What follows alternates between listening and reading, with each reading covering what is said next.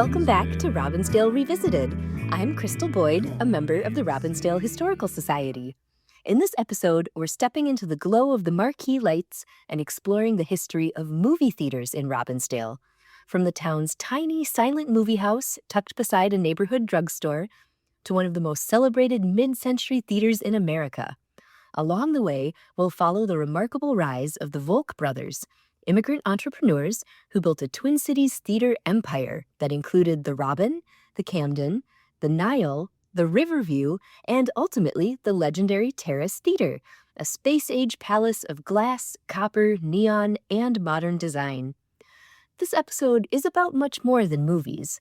It's about how theaters once served as the social heart of a community, places where families gathered on Friday nights, kids bought candy through a doorway connected to the Rexall drugstore, and entire neighborhoods came together beneath twinkling ceilings and giant glowing signs. From silent films and Egyptian-themed movie palaces to television lounges, soundproof children's rooms, and the fierce competition between neighborhood theaters and downtown movie giants, this is the story of how cinema transformed both Robbinsdale and the Twin Cities during the 20th century.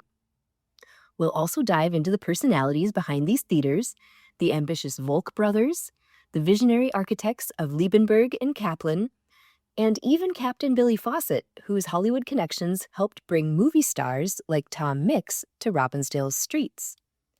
From the humble Crystal Theater of 1926 to the spectacular opening night of the Terrace in 1951, this is the story of how a small suburb became home to one of the most memorable movie theaters in Minnesota history. So join me and President of the Robbinsdale Historical Society, Pete Ritchie. We're going to the movies. So we were going to talk about the history of movie theaters in Robbinsdale. There's only been 2 in Robbinsdale, but the Volk brothers actually owned 5 movie theaters over the course of the life of that movie theater chain, which probably ended in about 1980. They owned the Camden Theater, which was over here in North Minneapolis, and people in Robbinsdale remember it as a dollar movie theater growing up, and nice theater. And then they owned something called the Falls Theater in South Minneapolis. They tore that down and built the Riverview Theater. They owned the Robin Theater here in Robbinsdale, and we'll talk about the history of that little theater. They acquired it in the 1940s. They owned the Nile Theater, which was an amazing theater in South Minneapolis at about 38th and 24th is the intersection. And nowadays there is a senior center there called the Nile, and it has some little Egyptian awnings at the top. But the Nile had an Egyptian theme, and an interesting theater. And then, of course, they owned the mighty Terrace, the mid-century modern masterpiece, the finest theater in America. So we're going to start here.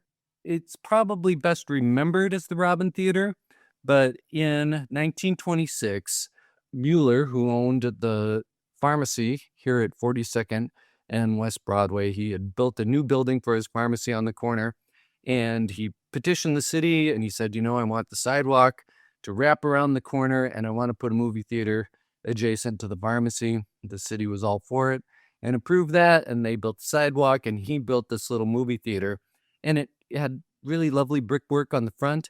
And if you're in downtown Robbinsdale, there's a Taylor really close to the corner of 42nd and West Broadway, and you will see a remnant of this building because the tiles on the little Taylor and the brickwork on the Taylor are what's left of the Mueller Pharmacy, which was a 2-story building.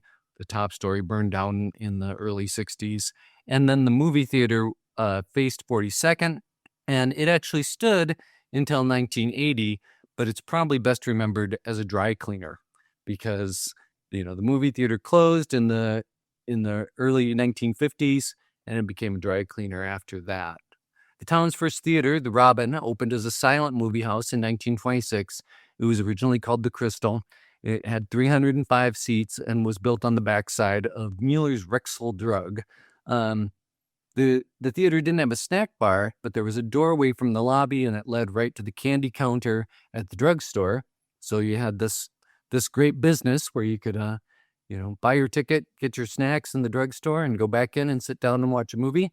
In 1931, the Crystal underwent a big remodeling and renovation, and it reopened as the Robin Theater. And then in 1938, the Robin was purchased by William and Sidney Volk's Minnehaha Theater Corporation. And this corporation that they started, they were a couple guys from Lithuania. It went all sorts of different names. On some of the stationery from the Terrace Theater, they called themselves the Robbinsdale Entertainment Company. And at that time, they owned the Robin Theater in Robbinsdale. They owned the bowling alley in Robbinsdale, and they owned the Terrace. And they had plans for a shopping mall adjacent to the Terrace Theater, which didn't really get built till the 80s and long after they were gone. But, it was always their dream that there would be some shopping there. So the Robin Theater opens as a silent movie house. That's kind of interesting. Movies without sound in the 20s. And 305 seats seems kind of like a lot for the 1920s. I mean, everybody described the few people that have this theater in their living memory describe it as tiny. But, 305 seats. I'm trying to think of what a 305 seat theater is now. But I mean, I don't know how big Robbinsdale was in the 1920s. That would be like 4,000 or 5,000 people. Yeah, like you get everybody from the high school, everybody from the library club. Probably drove in from the surrounding community. Also, you're on a streetcar line, so maybe people from North Minneapolis came out here. They had not too far down the road, over on the north side on West Broadway, you had the Capri Theater, which originally opened maybe as the Paradise Theater, 2-3 miles from downtown Robbinsdale. But speaking of silent movies, we should also mention that Captain Billy, at that time he had Whiz-Bang magazine. 1922, he brings out True Confessions. Through the rest of the 1920s, he got involved in movie magazines. Now, on the cover of Whiz-Bang, you might have somebody like Louise Brooks or Joan Crawford. So he had some movie stars, on the cover, and he would write a column or two in Whiz-Bang about movie stars. But he really started making money with these magazines that were like Screen, Star and Screen, that kind of thing. Hollywood loved him, and the movie stars loved him because he was their publicity go-to, and he was in that business early enough. His distribution was wide enough that they didn't mind cozying up to him and going out to his resort at Breezy Point. And he brought Tom Mix to Robbinsdale. We have these wonderful pictures of Tom Mix in this crazy cowboy outfit. I mean, the tailoring on it is just incredible. Giant 10-gallon white hat, and he's standing there on the main drag in front of the Robbinsdale Village Hall with our police chief, John Bloberger, and Captain Billy on either side of him. And I imagine that they had a Tom Mix movie for everybody to come and see. And I'm sure Captain Billy came over here and took a look at the theater. He mentions the theater a couple times in the old Whiz-Bang magazines. So let's talk a little bit about the Volk brothers. So you got Sidney, William, and Julius Volk. And they come to Minneapolis by way of Lithuania at the dawn of the Jazz Age. When the Depression hit, they took out loans, they pooled all their savings, and they went into the movie theater business. During the 1930s, old silent movie houses were being retrofitted for sound, and new theaters were opening all over the Twin Cities. And the Volk's business model sort of relied on acquiring popular neighborhood venues. So in 1938, their Minnehaha theater chain consisted of 5 movie houses. This was kind of the peak of their chain. On the north side of Minneapolis, they had the Camden. They had the Robin here in Robbinsdale. On the south side, they had the Nile Theater and the Falls Theater. And over in St. Paul, the brothers were operating this thing called the New Ray Theater. After a fire at the Camden in 1934, the Volks hired the design firm of Liebenberg and Kaplan, and they were kind of the premier architects. Founded in 1923, Jacob L. Lieberman and Seaman L. Kaplan. Their design firm was responsible for at least 200 theaters, their construction and renovation projects in the upper Midwest. Liebenberg and Kaplan's first theater was the Atmospheric Granada, and it was called the Suburban World when I was a kid. It had this beautiful lobby, and then you drop down into the movie theater, And when you looked up, there were stars, and they would twinkle because they were embedded into the ceiling. And it was still that way with sort of, it had sort of a Roman garden feeling with cedar trees up along the edge, and they would light up the edge of the theater so it looked like it was dusk. And then the stars would come out, and the movie would begin. Beautiful theater, and I believe it's a restaurant now. And if they didn't keep the ceiling, I haven't been in it since they turned it into a restaurant, they're nuts. The Granada opens in 1928, and the auditorium, it was evoking, I say, a Roman courtyard, but maybe a Spanish courtyard. And when the lights went down, the stars twinkled in the ceiling. And they also projected clouds and an artificial moon. And so the clouds roll by on the ceiling, and there's a little moon up there. And they used stadium seating to replace the typical balcony arrangement. So the movie theater is kind of at a tilt. And the Granada was the first movie house in the Twin Cities designed for talking pictures. The building put Liebenberg and Kaplan on the map. And every theater in the country was sort of retooling for sound. After a $30,000 remodel, the Volk's Camden Theater opened its doors to the public on Friday, February 1st, 1935. The auditorium had a brand new screen, and they had modern cooling, which I think meant they were blowing cold air up from the basement. I'm not sure you really had air conditioning yet. The walls depicted various neighborhood activities, and I have been looking for pictures of that for a long time. So this is Camden. Neighborhood activities are some lumber operations up there. And an extended lobby was complemented by a small lounge and a powder puff room, because every theater needed a powder puff room at that time. The Volks kind of prided themselves on something fancy in all of their theaters. So the following year, the Volks raised the old Nile Theater, and they spent $100,000 erecting a new 1,000-seat theater on the same site. And the designer here was Perry E. Crawler, who I also believe there's a theater called the Heart of the Beast in South Minneapolis, a puppet theater. It used to be called the Avalon, and that architect designed that one too. So he fronted the Nile with sort of pink Cato stone, and then they had some Cold Spring black marble. It had sort of an elaborate Egyptian motif that employed both exterior construction and interior decorations. The auditorium contained 8 enormous wall panels depicting scenes taken from actual Egyptian temples and tombs. And the building was topped by an obelisk-shaped sort of neon illuminated pillar. Beyond the Nile's black granite box office, the lobby was done in black and white vitrolite.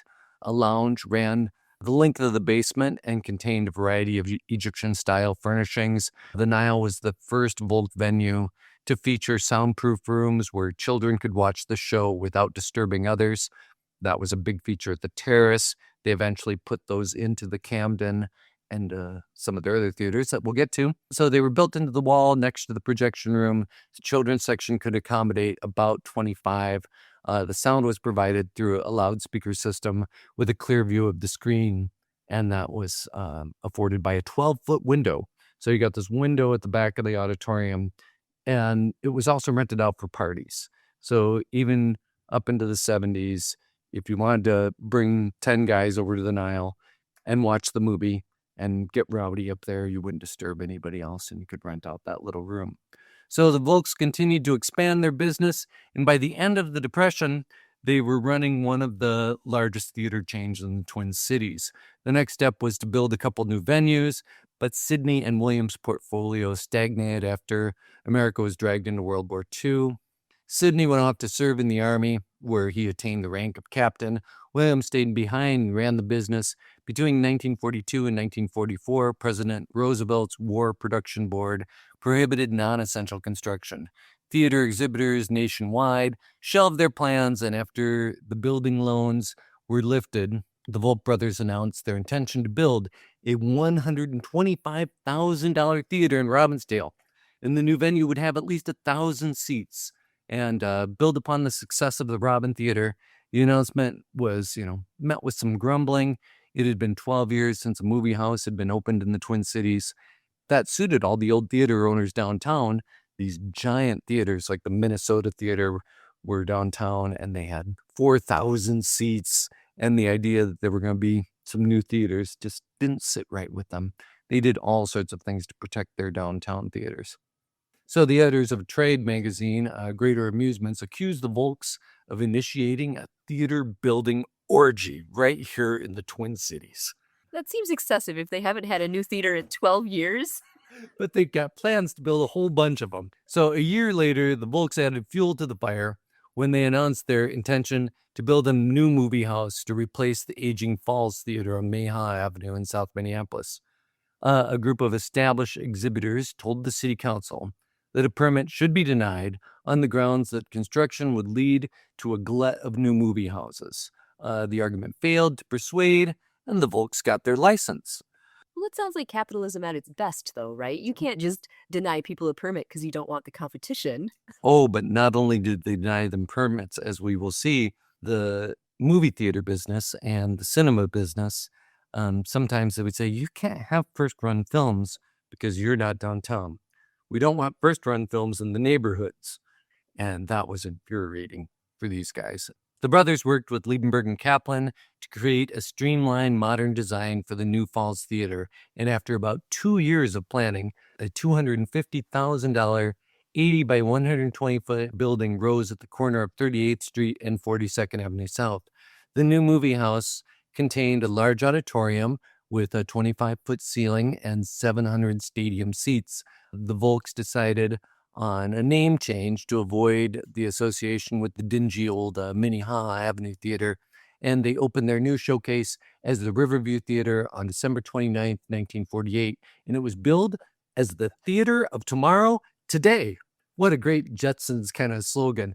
That certainly went with the decor. The Riverview made the cover of Box Office magazine, and it was featured in a variety of national publications. The theater's first movie was June Bride, starring Betty Davis and Robert Montgomery. If you've ever been to the movie theater, the Riverview down there in South Minneapolis, it does not look different than when it opened. I mean, the lobby is so perfectly preserved, right down to the couches that you see in these old pictures, the chairs. They got rid of the ashtrays at some point. They kept the phone booth. The Volks did give it a small remodel in about the early 50s, right after they opened the Terrace. And right by the restrooms, there is kind of a kidney-shaped wooden structure. And in it is a spot for a television. And there's still a television there. The Volks put that there because they were adamant to let people know that the movie theater business had nothing to fear from television. The Riverview was the first place to have this kind of television lounge in the movie theater. So if you wanted to slip out in the middle of the movie and check the score on the game, or, needed to hear Walter Cronkite, you could leave the movie and go see that. So the following year, the Volks were ready to move forward with their Robbinsdale project. The little suburb of Robbinsdale was growing by leaps and bounds. Thousands of new homes were being built on the western edge of the city. In the coming years, the Robbinsdale School District would add 18 elementary schools to accommodate the post-war baby boom. Sidney and William wanted to make a splash. They called on Liebenberg and Kaplan again for another theater design, and the firm delivered, and the brothers approved an unprecedented modern concept to be built on a grand scale. The Volks purchased a sprawling 10-acre site overlooking Crystal Lake. An early Liebenberg and Kaplan schematic for the lot featured a shopping center, office buildings, landscape parking lot for over 1,000 cars, a playground, and a pool. Minnesota architecture critic Larry Millett noted, Liebenberg produced an exciting design for a theater that would be his mid-century masterpiece, the magnificent Terrace. Boy, Millett enjoys a good slogan too. That is magnificent. Can't imagine going to the movie theater and the pool and the playground all in one day. Right, and we'll talk a little bit more about the Terrace, but another plan included a bowling alley in the basement. So they were thinking big. They weren't afraid of anything. When you look at some of the early plans, there was always a tower. The Terrace was always going to have a tower. But in the early plans, there was also going to be quite the elaborate parking lot, and you were going to have a shopping mall that was going to wrap around the parking lot, and an office building that was going to be elevated so you could park cars underneath it, which keeps them out of the sun. It'd be great. It's almost like a theme park. It's Yeah. almost like an early Disney theme park. All these different activities, things to do. So while the eventual site development lacked some of the more elaborate elements of the Liebenberg and Kaplan schematic plan, most of the Terrace's imaginative design reached construction. The theater was situated on the rear of the site on a rise overlooking the surrounding portion of the lake, swamp, and countryside. The Terrace was set back into a shopping center plot by several hundred feet to allow space for a shopping mall. The setback also allowed enough space for even more parking. So the theater marked a break for Liebenberg and Kaplan. The earlier indoor theater designs were primarily Art Deco or this streamlined modern design, but the Terrace was mid-century modern, and it rose from the lot as reinforced concrete and steel frame building faced a blonde brick and stone veneer. So Crystal Lake, this wetland, was the south end of Crystal Lake. At that point, they'd already built a little highway between the lake and where the movie theater is, but there was still a lot of wetland there. Below the Terrace Theater was this giant swamp. The northeast side of the building featured bold geometric forms and a row of dramatically tilted plate glass windows, 80 feet long and 20 feet high. And Catherine Lee Scott, when she was describing the Terrace to me one time, she says, these space age windows, space age plate glass windows. So again, we've got a Jetsons thing going on. The Jetsons will have been quite at home going to the Terrace Theater. A red brick tower set off by backlit glass, crowned with mirrored signs, anchored the northeast corner of the building and proclaimed the Terrace to all of Robbinsdale. And when I say proclaim, I mean that tower was, 3-4 stories tall, and those letters were about 4 feet high each, but they lit up with, hundreds of light bulbs in each one, and they flickered, and you could see it from a long way around, especially from the east side, because the Terrace was kind of up on this hill. It was a striking building, and at Whiz Bang Days, we always would have fireworks over Crystal Lake, and so you go sit in the Terrace parking lot to see the fireworks there, and the Terrace sign was always lit up too, and it was, it didn't really compete with fireworks, but almost. It kind of felt like it did. So the Volk brothers spared no expense on the construction of their flagship theater. The cost estimates for the building ran between $700,000 and $1 million. The Terrace's improbable foyer was an ambitious space, slipped under a ceiling, stepped to follow the stadium line of the auditorium. Now, what year is this? A million. So this is 1951. 1951, okay. I've heard a story a couple times that there's this guy and he's wandering around on a sunny, boring day in the early 70s, and Sidney Volk is sitting out in front of the Terrace having a cigar, and the guy is kind of standing there staring at the building. And Volk looks at him and says, "I own this place. This place cost $1 million." But I like that story. I think the Volk brothers were very proud of this theater, and they should have been. The day the theater opens, they get telegrams from Hollywood. The one I remember was Ricardo Montalban sends them a telegram congratulating them. They get telegrams from big business people in Minneapolis. The Daytons send telegrams. They bring Cedric Adams, who was a columnist out here, and he raves about the place and helps them during the opening night ceremonies. The mayor comes out. Everybody comes out for this event. So inside, it's warm. There's elegant brick, stone, wood, and copper that are used throughout the interior. Sort of mid-century modern residential trends, more than the sterility of the international style or the free-form drama of the atomic age commercial buildings. To the right of the entrance, there's niches that are carved out from the main lobby for a candy counter and a snack bar.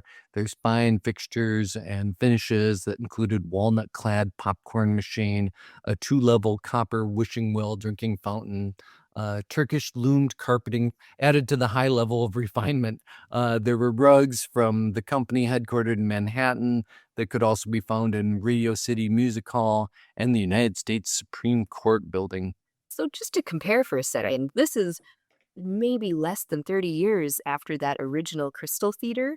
Remember when people had to go over to the drugstore to get their candy and bring it back to the silent movie? Yeah. What a change. And the scale of the lobby was something that always blew people away, because not only was it just this giant space, but it had this sunken den.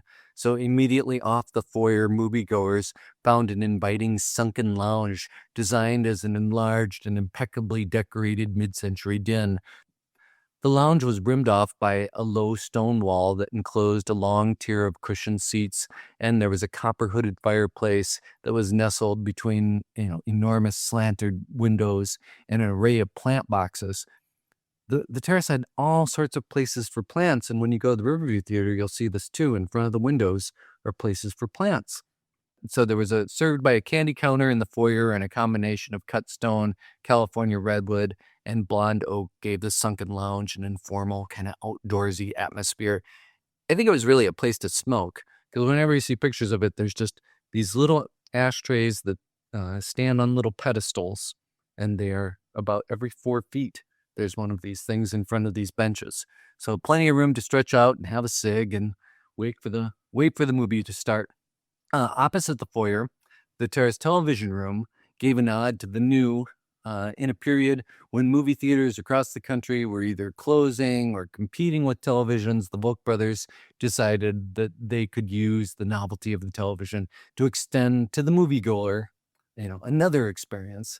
Rumor had it that a national circuit of movie theaters would soon offer top sporting events and Broadway plays on an exclusive pay-to-see basis, which I'm not sure ever really materialized. Every once in a while, a movie theater will have a sporting event, but Volk Brothers were just putting a television out there, and they put it on Channel 5, and you guys could go see what was on. So inside the auditorium, there's a semicircular stage that was approached by carpeted steps, broken by square stone planters. Again, we got these places for plants, and when you look at old pictures of the terrace, there are always flowering plants in every one of their little planters. Are those real plants? Like, how would they grow without any sunlight? Good question. But I think they were real plants. The Volks, again, they wanted to, up this experience to make it, and certainly out in the lobby, I call them mother-in-law's tongues. There's a whole bunch of plants out in the lobby that we know were living plants. I think they brought in floral arrangements, and in some of these early pictures of the terrace, on opening night, you'll see the flower arrangements in the TV room, and it makes it look a little bit like there's a funeral going on, or maybe a wedding, because there's just flowers everywhere. So the restrooms at the terrace were, gorgeously appointed with marble counters and inset lighting and a built-in planter, of course. A large ladies' powder room was painted in tones of gray and rust, and the men's restroom featured a redwood smoking lounge, just in case you didn't want to have a smoke in the lobby. You want to have a private smoke where nobody would see you. At a time when air conditioning was still largely unaffordable, the terrace's cooling system, supplied by United States air conditioning equipment and 52 degrees well water, became an area attraction. That's so interesting. Yeah. How did they know it was 52 degrees? Well, they have thermometers. Yes, but like, have you ever been to a movie theater and been like, that's some good 52-degree water? Well, I also wonder, Robbinsdale was often known for not having great water. So if they got well water, did they have their own well? They must have. Well, they were gonna, fill up that whole pool. So Yeah. There was an enormous, largely unfinished basement. This contained 3 garage stalls, and there was a system of dumb waiters that served candy counters. You could bring up soda and candy from storage rooms, and the upper floor contained 2 private offices for the Volk brothers. It's not like they're going to share an office. This is a story that always kind of gets my attention, because there's a few people that still remember this happening, and the way that it was described in the papers, it seems like such an enormous event, but it was something that could be seen for miles and miles, and it was not the terrace marquee. So the terrace almost didn't make it to grand opening day, because on May 12th, 1951, 10,000 gallons of fuel oil seeped out of the basement, and an engineer decided it was unusable, and so he pumped what was left into a nearby swamp. Down there below the parking lot, there were the swamps. So a couple of small boys are out there playing with matches, just like I used to do. What do you want to do? Let's go down to the swamp and light some matches. So they're out there playing with matches, and the inevitable happens. The flames rose so high that North Minneapolis residents all thought that Robbinsdale was going up in smoke. Traffic on West Broadway, Old Highway 52, which was a busier road then, was backed up for miles, but there were no damages or injuries reported, and the Terrace Theater opened for business on May 23rd, 1951, with a showing of Spencer Tracy and Elizabeth Taylor's Father's Little Dividend. Great story, though. I wonder who those kids were. Are they still with us? Could we ask them? Did they get caught? I mean, they say it was two small boys playing with matches. We don't know their names. That's a pretty specific setup. Somebody knew something. Nobody was hurt. The theater wasn't damaged. And then just the amount of fuel oil. I don't know what a 10,000-gallon tank looks like. When they tore down the terrace and they're building the Hy-Vee, it took them almost an extra year. And some of it was cleanup. And I can't help but wonder, was the ground still contaminated, 65 years later with all the fuel oil? Because most of it, I think, just went into the ground or was, and then he's like, well, what should I do with, we can't use this. I'll just pump it into this swamp. This mud pit is saturated. Let me put it in the swamp. And the smell. Can you imagine the smell? Thanks for listening. I'm Crystal Boyd. Robbinsdale Revisited is brought to you by the Robbinsdale Historical Society. Our little history museum is located at 4915 42nd Avenue North in the heart of Robbinsdale. We're open Fridays and Saturdays from 10 to 3. You can also visit us online at robbinsdale.org. You found this episode, so you know where to find the next one. Bicycle into the city every Saturday to see our friends. In the bus back home, sitting hand in hand when the evening ends. Oh, when the evening ends. Oh, when the evening ends in Robbinsdale.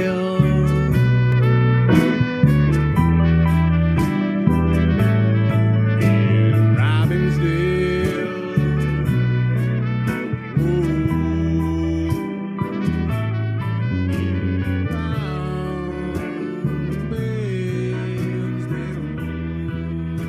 Our theme music is provided by Gabe Barnett and Them Rounders.